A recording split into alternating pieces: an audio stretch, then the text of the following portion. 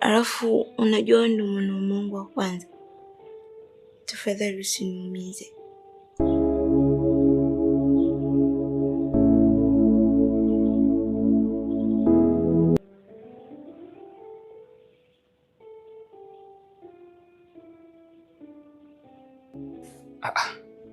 Sasa unaenda hapa mama wangu na tujamaliza kuzungumza?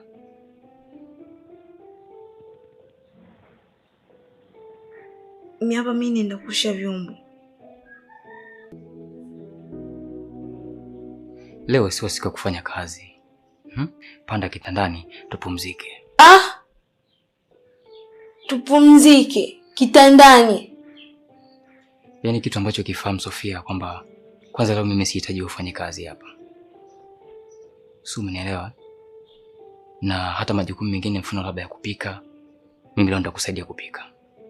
Ila hebu pita basi. Sogea. Hii ndo dunia bwana.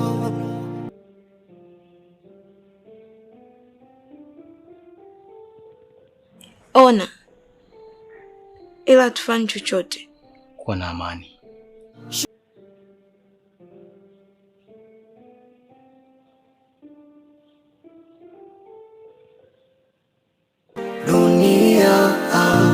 Anguko lako ni kicheko kwa wengine, wasindikizaji, wapambanaji wa Mungu.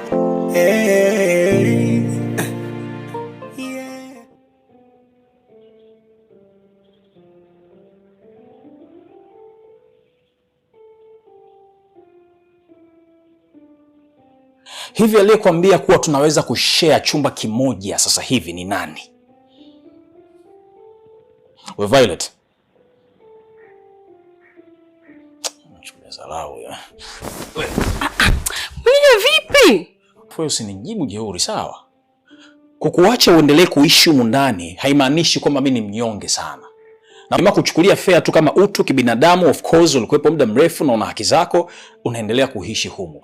Unaweza kulala huko ndani, unaweza kwenda huko store umeshindwa, nenda kalale jikoni, sitting room zote huko sehemu za kutosha unaweza kulala. Mimi na wewe hatutoshare vitu ambavyo tulikuwa tunashare mwanzo.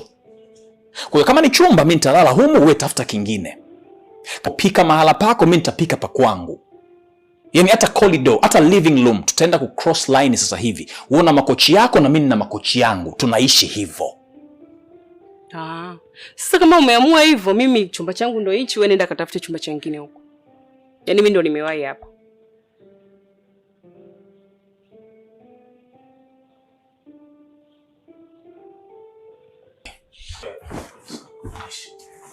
Manye niache, unajua utanidondosha. Manye shuka. Shuka.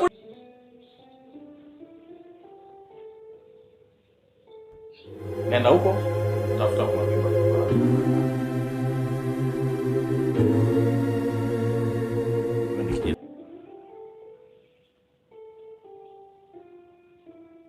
Sasa wale wako ulete komwe lako hapa. Na kugonga mpaka unajisikia wenda wazimu.